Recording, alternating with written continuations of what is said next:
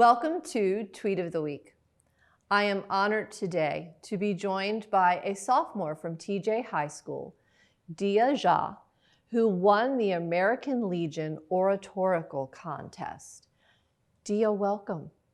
Hi, thank you for having me. It is a pleasure to welcome you, to congratulate you in person on winning this contest, and to get a chance to hear from you.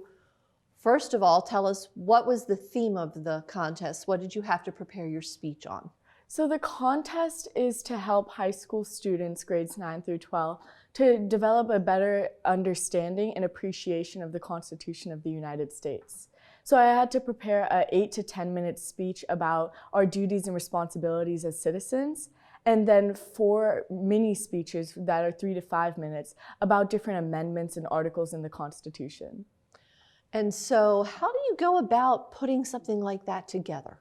So it was a group effort. My family helped me with it, and we did a lot of research, and it was a learning experience for all of us because my parents are immigrants, so they learned a lot about the Constitution, and so did I because I just took government class this year, so I got to learn hand in hand all the amendments and everything in the Constitution.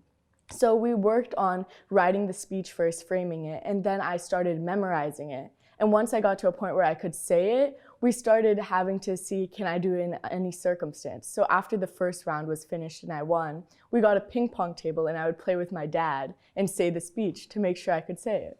What a great way to practice. And so first you write it after doing a lot of research. Yes. And you kind of lay out, was there a particular theme you chose to structure your speech around? Yes, I chose to lay out all the duties and responsibilities we have as citizens because I think it's important because there's so many opportunities and privileges we have. So I think it's important for every person and citizen to know what we have to do and what we have as a right. Absolutely. And I think, again, so often, for example, voting. Yes. Is such an important duty as a citizen. It's a right we have that people around the world, in many places, would give anything to be able to actually elect a leader. We do seem to take that for granted. But if a democracy is going to work, the citizens have to participate. And yes. So you've learned a lot about that, and you kind of looked at those duties and responsibilities and sort of came up with this speech. And then how do you memorize? Do you chunk it? Do you just add a sentence each time and keep saying it over and over again?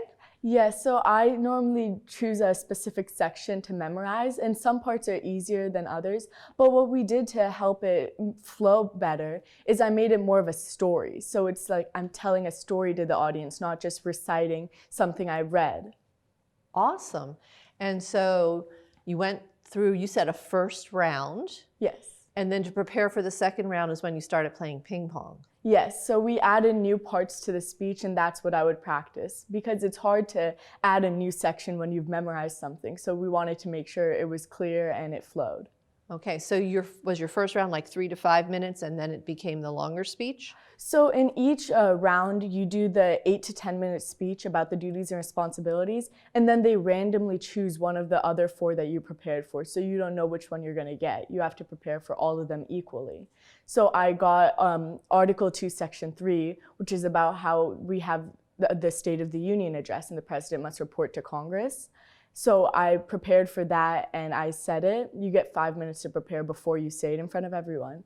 And the next competition, you say the same main speech about the duties and responsibilities, and you get a new one or the same one. You never know what you're going to get. Wow. Okay, so an incredible amount of work yes. to prepare for this. And you were judged on, I'm assuming, not only the content of the speech, but your presentation skills as well. Yes, so it's supposed to also help with public speaking and help us to be able to deliver something and teach people. Because even people who have grown up here, citizens, they still don't know all of the things in the Constitution and all the duties that they have to fulfill and the responsibilities that are not requirements, but they should try to fulfill. Absolutely, and you're right. We learn it, as you know, this year taking American government, but then over the years, it's yes. easy to forget.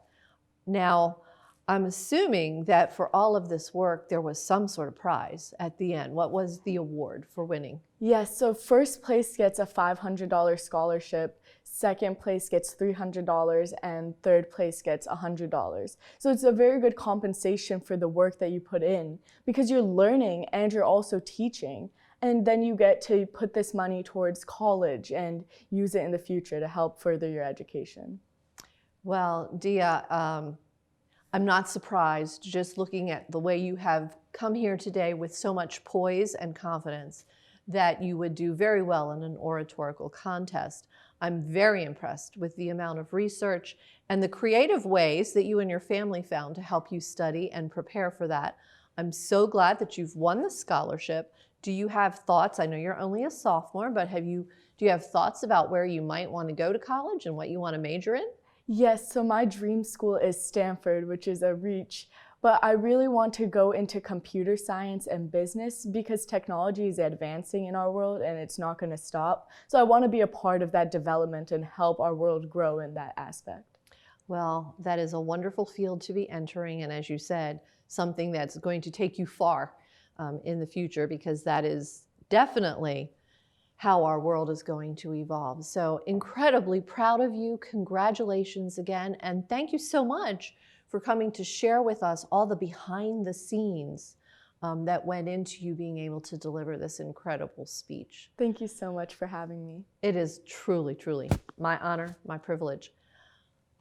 Our students are amazing. What else can I say? And I hope that you got a really good insight into what Diya and her family did in order for her to prepare and win this contest. She makes us FCPS proud, and I hope you will join us for other Tweet of the Weeks where you can see some more things that make us FCPS proud. See you next time.